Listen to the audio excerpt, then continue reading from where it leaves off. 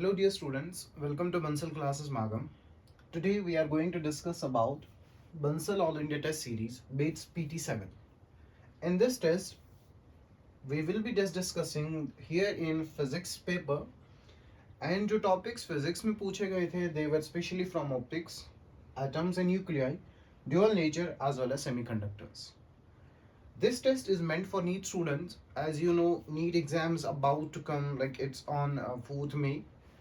So this test is generally formulated and designed specially as per the NEET pattern. Now we'll be just discussing some of the questions from physics over here. Now let's move to the very first question. The very first question is, in a p-type semiconductor, germanium is doped with. Now herein we just have to understand, जब भी हमें p-type semiconductor obtain करना होता है, we just dope the given semiconductor that tetravalent with the trivalent. अगर हमें N type चाहिए होता है तो हम उसको किससे डोपिंग करते हैं? With pentavalent. तो अगर हम यहाँ पे इनकी वैलेंसी को चेक कर ले, चाहे वो गैलियम हो, चाहे वो एल्युमिनियम हो, चाहे वो बोरॉन हो, they all are trivalent. So अगर हमें जर्मेनियम को डोपिंग करनी है in order to obtain the P type, so we have to dope with all the three. So its correct option will be all of these. Now moving to the next question. The next question is about a metal surface is illuminated by light of given intensity and frequency to cause photo emission. If the intensity is reduced to, if initial intensity be I, new intensity be I by 4 of the initial, the maximum kinetic energy of the emitted photon will be. Okay fine, हमसे पूछा गया है कि हमने जो है ना intensity को चेंज किया हुआ है. If the intensity is changed, we know the kinetic energy from the Einstein's equation, that is actually equal to h nu. Let's take this is the incident energy, equal to h nu naught plus kinetic energy maximum. यहाँ अगर आप देखेंगे kinetic energy जो है ना, kinetic energy सिर्फ frequency पे depend करता है. मैं इस इक्वेशन को अगर यहाँ लिख दूं, H new minus H new not, that is the work function.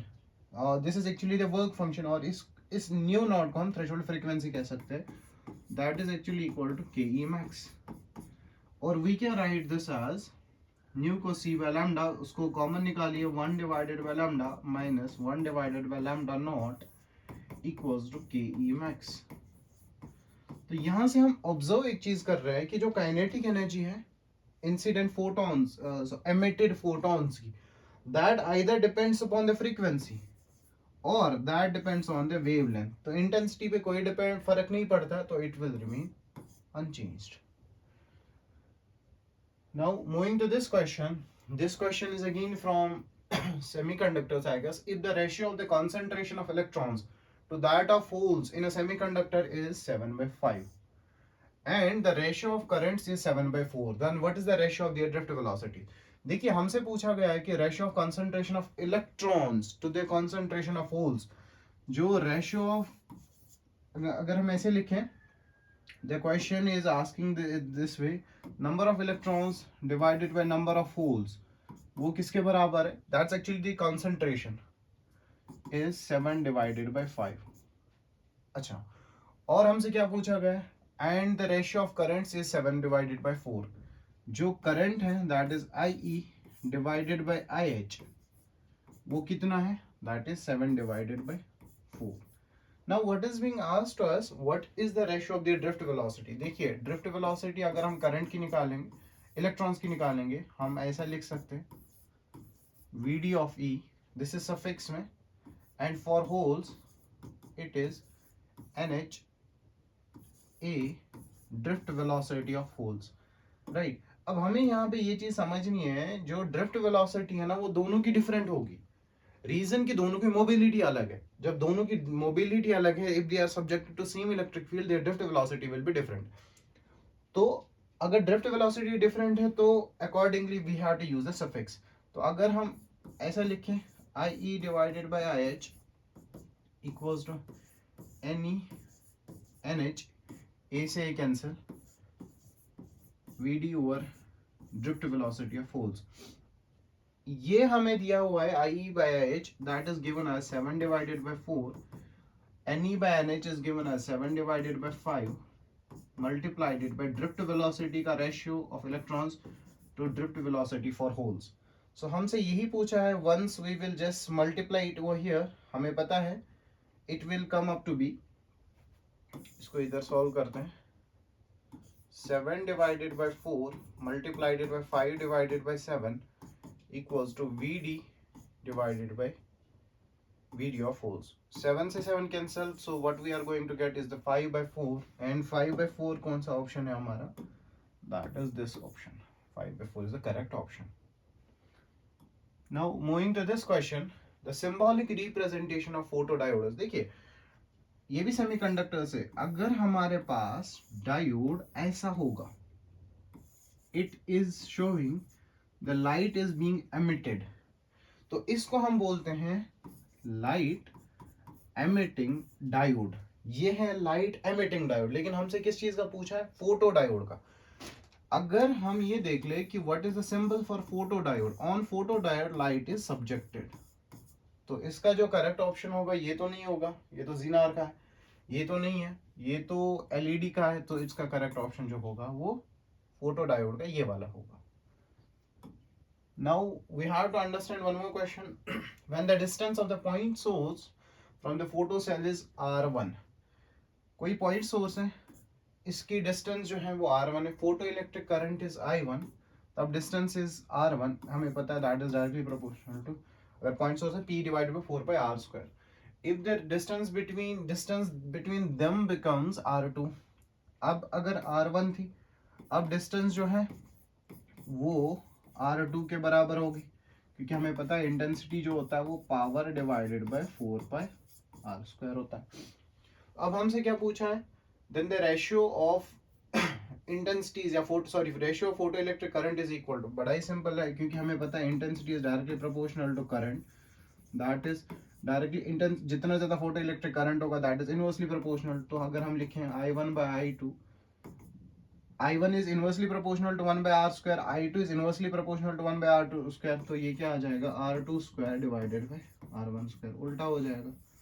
So इसका जो correct option होगा R2 square by R1 square, that is this one. ये तो बड़ा ही simple है. अब हमसे क्या पूछा है? The graph of ln R by R naught. देखिए हमें पता है R equals to R naught A 1 by 3. Quite obviously अगर हम दोनों साइड अगर हम ऐसा लिखें R divided by R naught equals to A 1 divided by 3, दोनों साइड log ले लीजिए, R divided by R naught equals to ln, ये नीचे आ जाएगा, वो पता है आपको 1 by 3 A. तो ये इक्वेशन अब स्ट्रेट लाइन सी लग रही है, that is actually the format of y equals to mx, तो इसका करेक्ट ऑप्शन ये होगा. Now moving to this question, the question is from the statement 1. We have statement wise question. Statement 1 is energy is released when heavy nucleus undergo fission, right? Fission के time पे भी energy release होती है, fine. और lighter nuclear undergo fusion, fine. ये तो correct है, क्योंकि फ्यूजन हो या फिजन हो दोनों केस में एनर्जी का रिलीज होना होता है.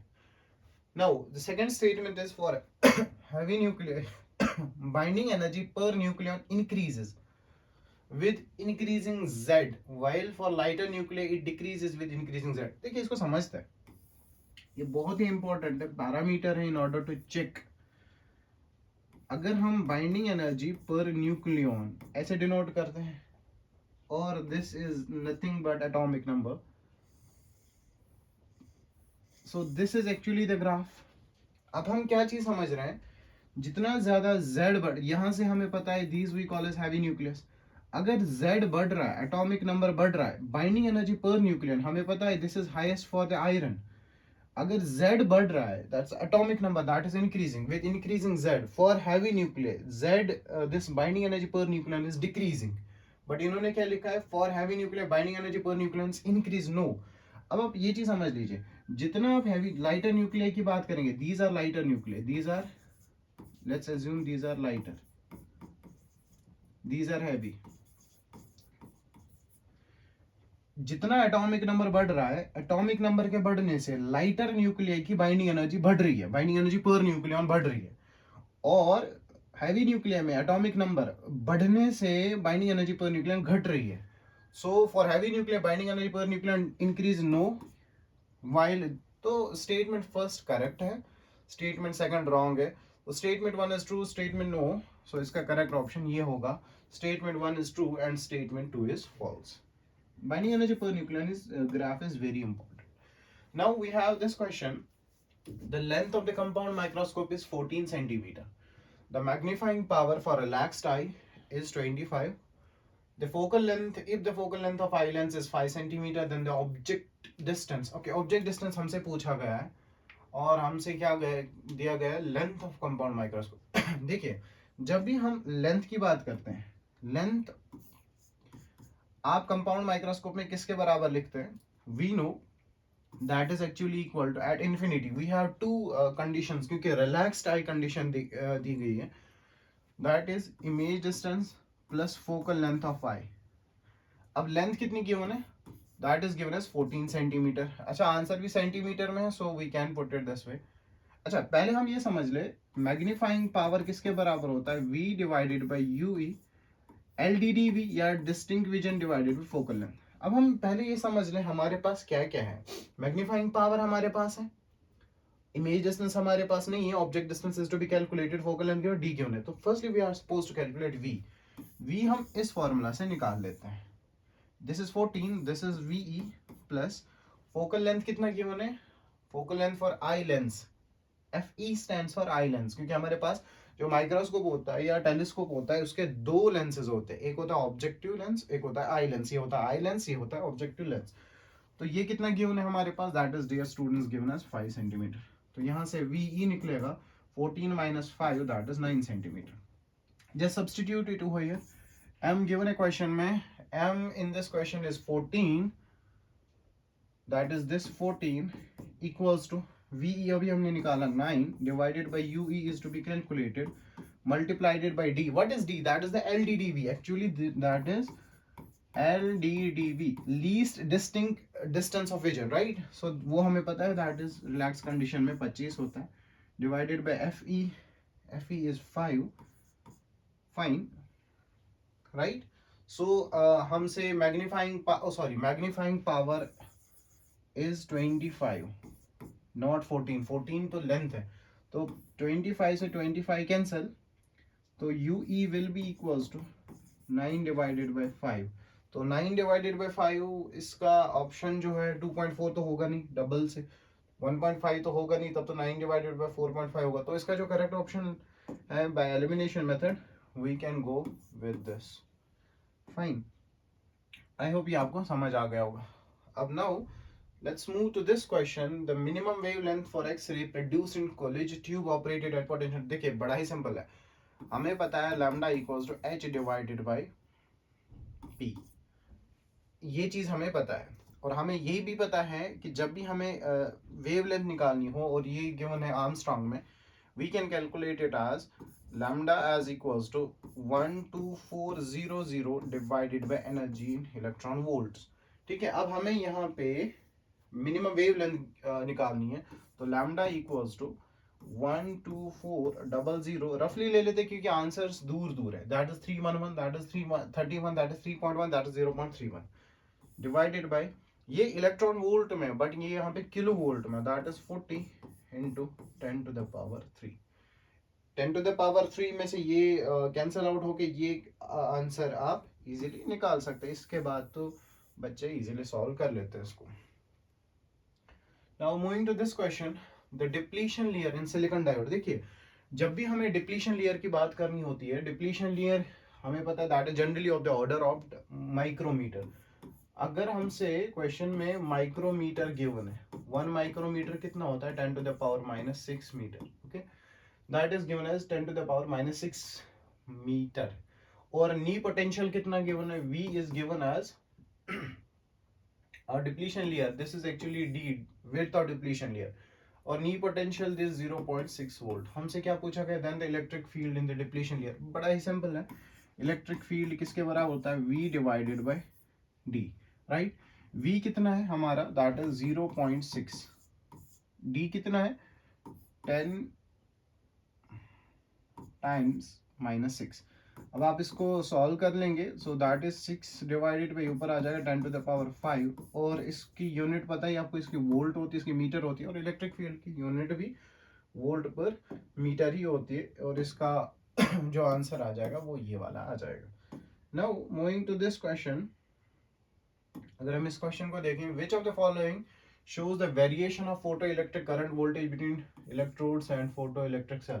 देखिए, जब भी हमने एक्सपेरिमेंटेशन सिमुलेशन से भी सिखाया था आपको कि दिस इज द पॉइंट जहां पे करंट जीरो हो जाता है, जिसको हम कट ऑफ पोटेंशियल बोलते हैं, और हमसे पूछा भी गया फोटो इलेक्ट्रिक करंट और voltage.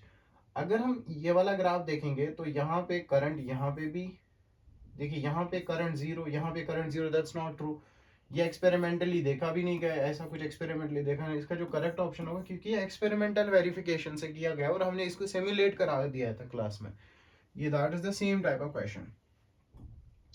Now moving to this question, the ratio of de Broglie, this ऐसा क्वेश्चन नीट में आ जाता है, the ratio of de Broglie wavelength of a proton and alpha particle moving with the same velocity is. देखिए, हमें पता है lambda जो होता है वो h divided by mass into velocity. अच्छा, मैं यहाँ पे p क्यों नहीं यूज कर रहा हूँ, क्योंकि यहाँ पे मास दो डिफरेंट सब्सटेंसेस है, लाइक दो डिफरेंट पार्टिकल्स है, प्रोटॉन एंड अल्फा पार्टिकल, तो दोनों का मास अलग होगा, वेलोसिटी सेम है।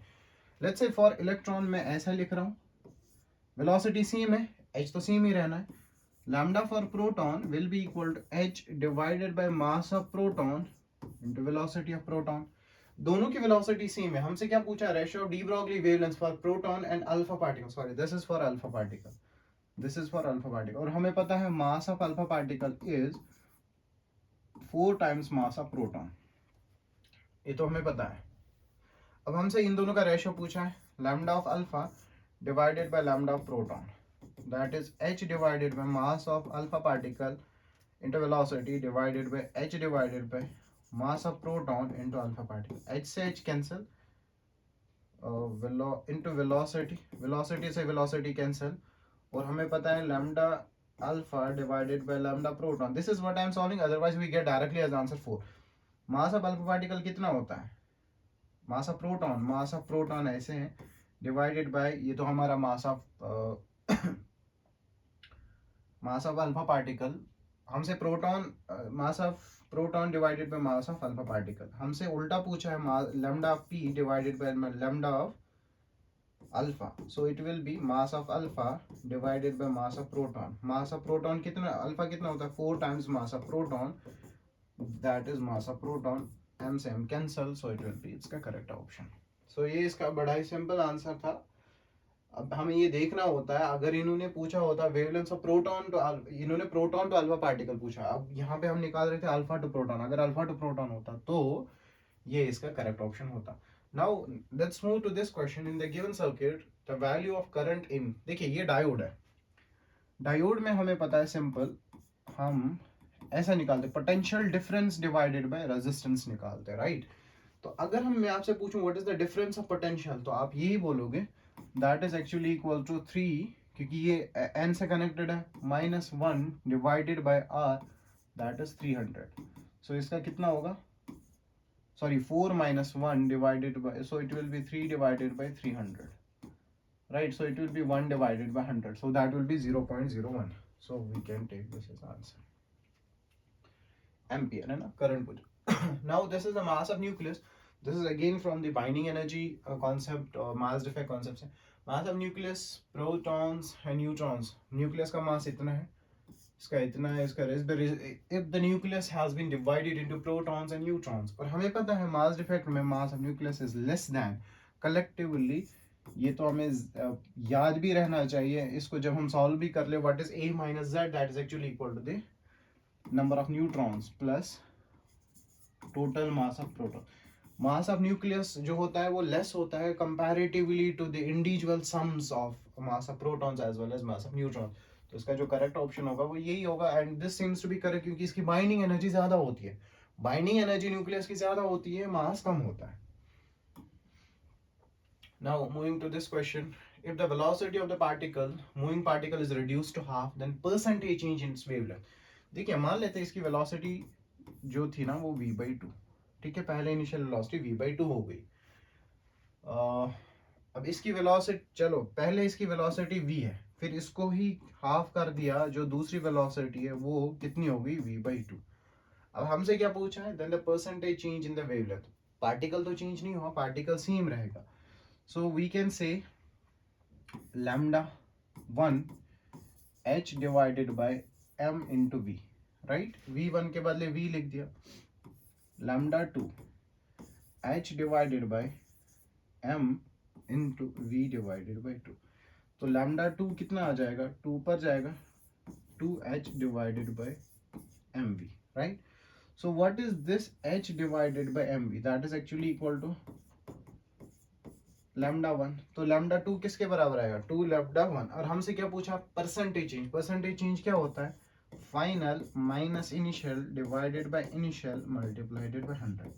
तो फाइनल कितना है, 2 λ1, इनिशियल कितना है λ1 डिवाइडेड बाय इनिशियल ऑलरेडी λ1 है, मल्टीप्लाइडेड बाय 100। तो ये कितना आ जाएगा हमारा, λ1 डिवाइडेड बाय λ1 इंटू 100 परसेंट पे, तो इट इज 100%, और इसका आंसर जो होगा वो 100% है। ऐसा क्वेश्चन नीट में पूछे जाते हैं, such type of questions are being asked. Now moving to this next question, what voltage must be applied to an electronic microscope, और electron microscope produce a wavelength. बड़ा ही सिंपल, देखिए हमने डी ब्रॉगली वेवलेंथ्स में बहुत detail में पढ़ा था, how is it's relation with the potential, how it is relation with masses, how it is relation with the kinetic energy, many things। तो यहाँ पे आपने ये इक्वेशन तो पढ़ी होगी, ये इक्वेशन पढ़ी है। इस क्वेश्चन का आंसर बताना है आपको। लैम्डा भी गिवन है, एच को तो रखना पड़ेगा 6.64, मास ऑफ इलेक्ट्रॉन्स भी गिवन है, तो वी निकालना। This is a kind of homework, और आप इसको ट्राई करना चाहते हो, just answer this. Now moving to this question. ऐसा क्वेश्चन अभी जो है जेई में भी पूछा गया था, और हमने ऐसे क्वेश्चंस क्लास में बहुत डिस्कस किए थे। क्वेश्चन है कि in the following which one of the diodes, ये डायोड्स हैं और हमें पहचानना है रिवर्स बायस होना है। देखिए रिवर्स बायस पहचानने का बड़ा ही सिंपल तरीका है, रिवर्स बायस पहचानने का सिंपल तरीका है, this is P, this is an. अगर ये लो से कनेक्ट है और अगर ये हाई से कनेक्ट है, इसको पी बोलते हैं, इसका मतलब ये फॉरवर्ड बायस है। लो का मतलब low, what do I mean by this, -5 और 10, नीचे वैल्यू कौन सी, what is the lowest value, -5, -5 low ही माना जाएगा। अगर ये ऐसा होता -5 -2, आपको पता है -5 ज्यादा लो है, तो इसको हाई मानेंगे, यहाँ पे इसको लो मानेंगे, बस ये चेक करना है। अब ये जो ये वाला केस होता है ना, ये होता है ग्राउंड, और आपको पता है ग्राउंड का पोटेंशियल कितना होता है, 0। तो इसी कॉन्टेक्स्ट में अगर हम इस क्वेश्चन को समझ लें, अच्छा अब सपोज अगर ये कनेक्ट है, let's say this is connected to -2 volt और this is connected to 10 volt, ये तो हाई से कनेक्ट है, तो लो से कनेक्ट है, तो इसका मतलब ये फॉरवर्ड बायस है। लेकिन हमसे क्वेश्चन में पूछा गया है कि रिवर्स बायस कौन सा है। देखिए रिवर्स बायस को पहचानने का तरीका होता है, जो पी होना चाहिए ना, जो ये पी होना चाहिए, it should be connected to low and this N should be connected to high, that is the simple logic. अब हम इसको देख लेंगे, ये P किसके साथ कनेक्टेड है इस क्वेश्चन में, 0 के साथ, और N किसके साथ है, -10। तो P तो हाई के साथ कनेक्टेड है, मतलब 0 और -10 में 0 बड़ा है, 0 और -10 में, तो ये फॉरवर्ड बायस हो गया। ये P किसके साथ कनेक्टेड है, 0 के साथ। ये N किसके साथ कनेक्टेड है, 5 के साथ। मैं अगर आप देख लेंगे क्वेश्चन में, 5 वोल्ट +5, तो N हाई से कनेक्टेड है, P लो से कनेक्टेड है, इन कंपैरिजन टू, मतलब ईच अदर। 5 और 0 के कंपैरिजन में +5 ज्यादा है, तो ये तो क्वाइट ऑब्वियस है, N हाई से कनेक्टेड हो गया, तो ये वाला रिवर्स बायस हो गया। फाइन, तो हमसे पूछा भी गया था in the following diodes which one of the diode is reverse bias, तो ये हमें पहचान। देखिए जब भी ग्राउंडिंग वाली कंडीशन होगी ना, अर्थिंग वाली, इसको 0 मानना है। ये हमारा P, अगेन ये N, देखिए यहाँ पे -5 और -10, लो कौन सा है, -10, सॉरी -12, तो N दोबारा लो से कनेक्टेड है, P हाई से कनेक्टेड है, अगर even though it is minus, but इसके कंपैरिजन में ये हाई से कनेक्टेड है, तो इसका मतलब ये वाला भी फॉरवर्ड बायस ही होगा, ये समझना, ये तो फॉरवर्ड बायस है। Now moving to this question, I think this question is not that much clear. इस क्वेश्चन को we will just skip, in the next video I will be discussing, क्योंकि ये ब्लर आ रहा है। Now this is the question: two identical photocathodes receive lights of frequency f1 and f2. The velocities of photoelectrons are v1 and v2. देखिए हमें यहाँ पे Einstein's equation इस्तेमाल करनी है। इन्होंने एच एफ लिखा है, तो एच वी वन हम एच एफ वन लिखेंगे, H threshold frequency plus 1/2 M V one square. क्योंकि अगर फ्रीक्वेंसी अलग है, हमने पहले क्वेश्चन में डिस्कस किया था, वेलोसिटी डिपेंड करती है फ्रीक्वेंसी पे या वेवलेंथ पे, तो फ्रीक्वेंसी चेंज होगी, थ्रेशोल्ड फ्रीक्वेंसी तो कांस्टेंट रहती है किसी मेटल के लिए, तो अगर फ्रीक्वेंसी इंसिडेंट फ्रीक्वेंसी चेंज हो जाएगी तो वेलोसिटी भी चेंज हो जाएगी। तो यहाँ से अगर हम निकाल लें H F one minus H F not equals to 1/2 M V one square, तो इस 2 को मल्टीप्लाई कर दीजिए, m को डिवाइड कर दीजिए, तो ये आ जाएगा 2h divided by m f minus F not equals to V one square. हमसे क्वेश्चन, अच्छा हमसे डिफरेंसेस पूछा गया दो वेलोसिटीज का। सिमिलरली अगर मैं आपसे बोलूं, सिमिलरली अगर मैं यहाँ पे लिख दूं, तो H F two equals to H F not plus 1/2 M V two square. देखिए वी टू इसलिए लिखा क्योंकि यहाँ पे ये फ्रीक्वेंसी मैंने चेंज कर दी। अब जब ये फ्रीक्वेंसी चेंज हो जाएगी, so similarly in the same context में इसको लिख सकता हूँ H two divided by M into F two minus F not equals to V two square. अब हमसे क्या पूछा है, we one square minus we two square. देखिए इसको इक्वेशन फर्स्ट मान लो, इसको इक्वेशन सेकंड मान लो। अगर इन दोनों को हम माइनस कर दें तो एफ नॉट से एफ नॉट कैंसिल, तो वहां बच जाएगा, क्योंकि हमें क्या करना है, we one square minus we two square, तो ये आ जाएगा 2h divided by m common, f nought से f nought cancel, f one minus f two, f one minus f2, तो that is its correct option, क्योंकि हमसे v1 square minus v2 square पूछा गया है। Now moving to this question, a free neutron decays into a proton and an electron. हमें पता है जब भी बीटा माइनस डीके होता है, like we have alpha decay, beta plus decay, beta minus decay, और हमारा गामा डीके होता है। और जब बीटा माइनस डीके होता है तो हमें पता है एक न्यूट्रॉन प्लस एक एंटी न्यूट्रिनो निकलता है, तो that is the simple. Now this is question number 28, Zener diode is used as half wave rectifier नहीं, फुल वेव रेक्टिफायर नहीं, डीसी वोल्टेज स्टेबलाइजर। जब डायोड है इसको स्टेबलाइज करना है, ये रेक्टिफिकेशन करेगा, डीसी को एसी में कन्वर्ट करेगा, तो इसका जो आंसर होगा ना वो एसी वोल्टेज स्टेबलाइजर होगा, ना कि डीसी वोल्टेज स्टेबलाइजर, क्योंकि ये डायोड है। Now this is the question, in this reaction x, देखिए इस क्वेश्चन को समझ लीजिए, x 92 234 yields y 87 222। अब हमसे पूछा गया है कि कितने अल्फा पार्टिकल्स और बीटा पार्टिकल्स एमिटेड है। देखिए अगर आप डियर स्टूडेंट्स क्लास नोट्स देखेंगे, हमें पता है बीटा डीके दो तरीके का होता है, इट्स आइदर बीटा प्लस और इट इज बीटा माइनस। अगर क्वेश्चन में मेंशन नहीं है बीटा प्लस को बीटा डीके हुआ है, ये बीटा प्लस लेना है या बीटा माइनस लेना है, तो हमें डियर स्टूडेंट्स ये पता होना चाहिए we have to take beta minus, right. और पहले हम ये समझ लें, जब भी अल्फा डीके होता है, जब भी alpha decay, when there is alpha decay, alpha decay के केस में क्या होता है डियर स्टूडेंट्स, आई होप ये आपको पता होगा, जो ए है ना, A mass number, that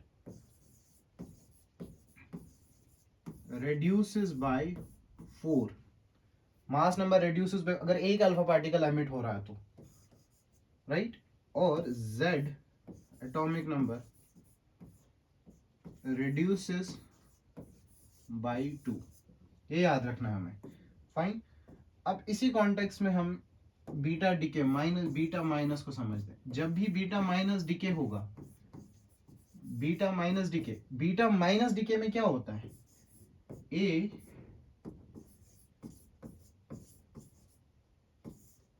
remains same, mass number remains same, और जो z है that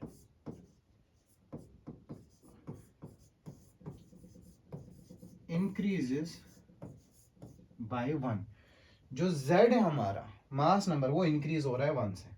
अब हम इस क्वेश्चन को समझते हैं।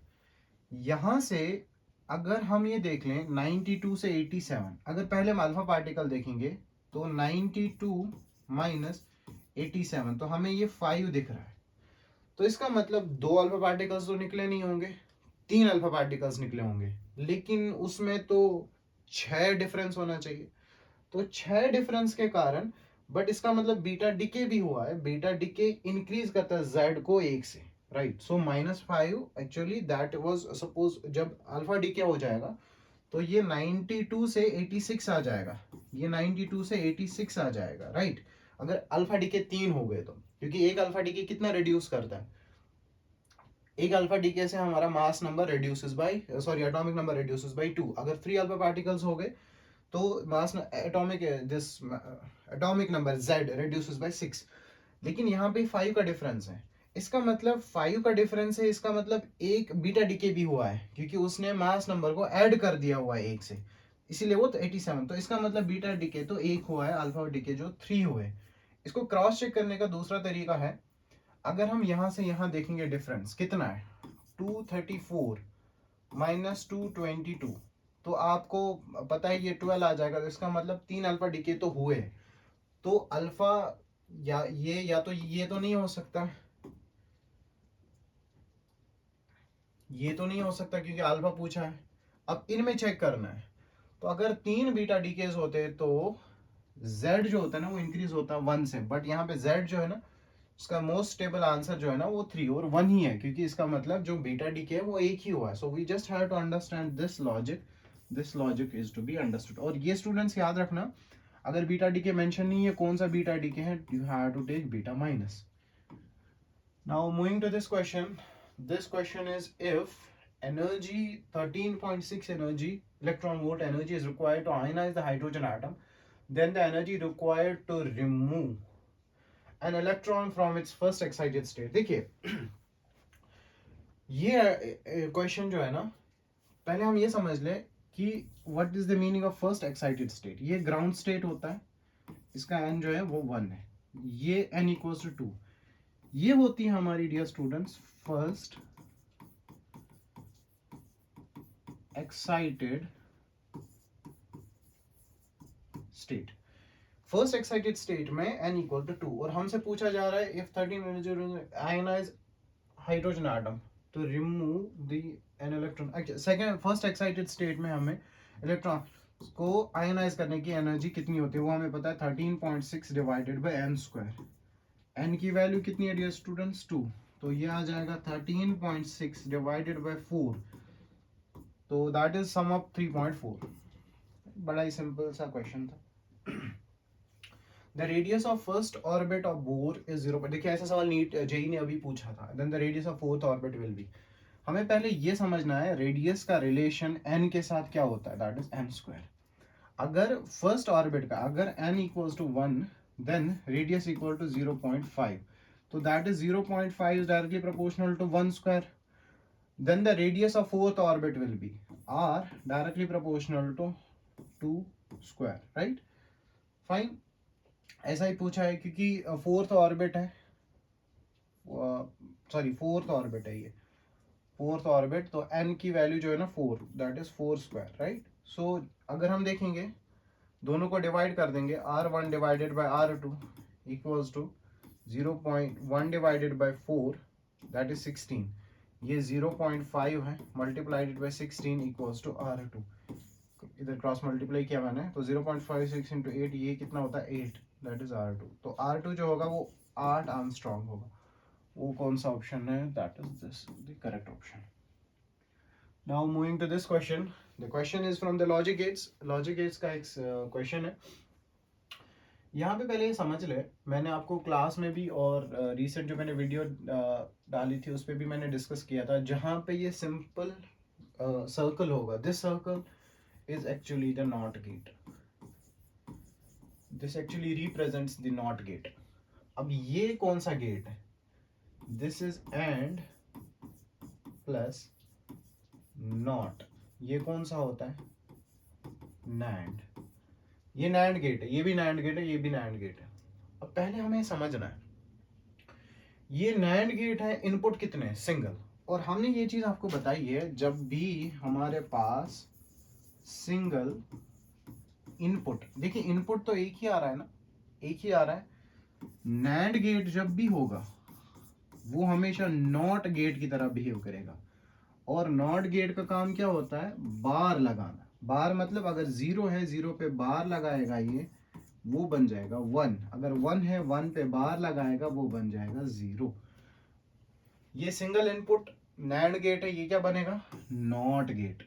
ये भी नॉट गेट है, तो यहां से नॉट का मतलब बार लगाना, यहां से ए जो आएगा वो ए बार हो जाएगा, यहां से बी आ जाएगा, ये बी बार हो जाएगा।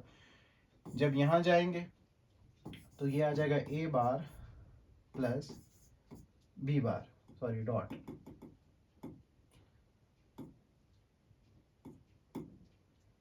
A bar dot B bar.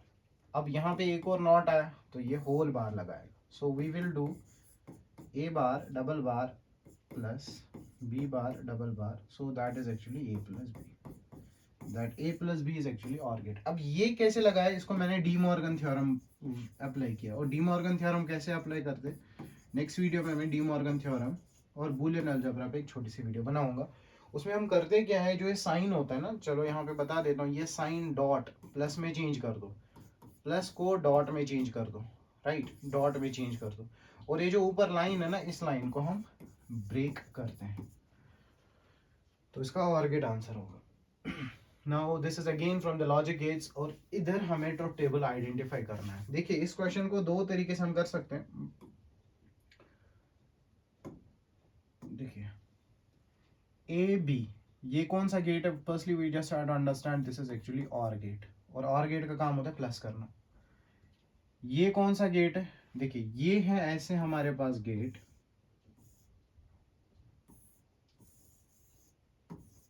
This is or, this is not. Or plus not जो होता है dear students, that is actually nor, sorry, or plus ये और गेट है हमारे पास, and this is not gate होता है, ये हमारे पास नॉर गेट बन जाता है, ये हमें पता है। और सिंगल इनपुट नॉर गेट, ये तो नॉर गेट और सिंगल इनपुट है, चलो इसको लिख लेते हैं, single input NOR gate behaves as NOT gate, और इसका मतलब ये बार लगा देगा। ये NOT gate, NOR gate I hope आपको समझ आया, क्योंकि ये और है यहाँ तक और ये नॉट है, इस सर्कल से ये नॉट पता चल गया, क्योंकि यू जस्ट, हमें ये मिस नहीं करना, यहाँ पे जो ये नॉट है इसका मतलब क्या है, ये जो सर्कल है इसका मतलब नॉट होता है। अब इस चीज को समझ लीजिएगा आप। अगर हमारे पास ये इनपुट तो सिंगल है ना, अब आप सोच रहे होंगे यहाँ तो ए भी है, अब जब लाइन दोनों की बराबर और ये जुड़े हुए, इसको हम बोलते हैं सिंगल इनपुट। ये बिहेव करेगा नॉट गेट की तरह, और ये क्या करेगा? और गेट, ये दोनों को ऐड करता है। जब भी आपके पास कभी भी ऐसा गेट आएगा तो it simply does the addition. अगर यहाँ पे ए बी, तो यहाँ पे जाएगा A plus B, A plus B, right. लेकिन यहाँ पे क्या है? बार, तो ये बार लगा देगा। आगे चला, ये क्या है हमारा? NOT gate, but single input है, तो ये दोबारा क्या बिहेव करेगा? This gate will again behave as NOT gate की तरह। और नॉट गेट का काम क्या होता है? बार लगाना। तो नॉट, जब इस वाले गेट के पास जाएगा तो ये दोबारा बार लगा देगा, तो आंसर क्या आएगा हमारा? A plus B whole bar, whole bar. तो हम दो बार डी मॉर्गन थ्योरम लगाएंगे, so we will get A bar dot B bar, right. ये तो एक बार डी मॉर्गन, अब दोबारा डी मॉर्गन लगा लो, A double bar, break the line, और इस डॉट को प्लस में चेंज कर दो, तो ये क्या आ जाएगा? ए डबल बार क्या होता है? ए plus B. A plus B किसका होता है? और गेट का। और गेट का जब भी हमें ट्रुथ टेबल बनाना होता है, हमने क्लास में इसको बहुत डिटेल में डिस्कस किया और हमें याद भी होना चाहिए 0101 0011 ए 0 प्लस 0 0 0 प्लस 1 1 1 प्लस 0 1 1 प्लस 1 1। तो ये इसका जो है 0111 इसका जो करेक्ट ऑप्शन होगा। तो these were few questions from physics. ये questions these questions are frame from Kota Bansal classes. ये जो हमारे JNK के बच्चे हैं उनके लिए एक स्पेशल चांस है, they can visit our centre. वो इस नीट टेस्ट सीरीज में अपीयर हो सकते हैं, जिसमें वो ट्रैक रिकॉर्ड अपना चेक कर सकते हैं। Once the students appear in this test, we upload the questions solution this way and we guide the students. Moreover, जब बच्चा एग्जाम देता है, we just send his or her report card to the head office Kota. वहाँ से क्या होता है कि जो बच्चा अपीयर हुआ उसकी एक नेशनल रैंक निकल के आती है कि वो नेशनल रैंक में कहाँ लाइक स्टे कर रहा है या वो स्टैंड कहाँ कर रहा है। Here in this NEET you just don't have to fight for marks, आपको रैंक के लिए लड़ना है। तो उस रैंक के लिए लड़ने के लिए जो टेस्ट सीरीज डेवलप हुई है, वी रिक्वेस्ट और we suggest every student NEET aspirant जो 2025 का नीट देना चाहता है, come and visit our centre. या आप हमें इस नंबर पे कॉल कर सकते हैं if you want these test series to be dispatched at your home address. हम टेस्ट सीरीज भेजेंगे आपके घर पे, और if along with the OMR sheet, but you have to appear then send us the report. We will just get it done, the national rank sorted. So this is the golden chance for you to appear in such test series. आप अपनी track record इसको देख सकते हैं, आपकी तैयारी कहाँ है। आई होप आपको यहाँ से कुछ कॉन्सेप्ट समझ आ गए होंगे। I wish you all the very best. Thank you.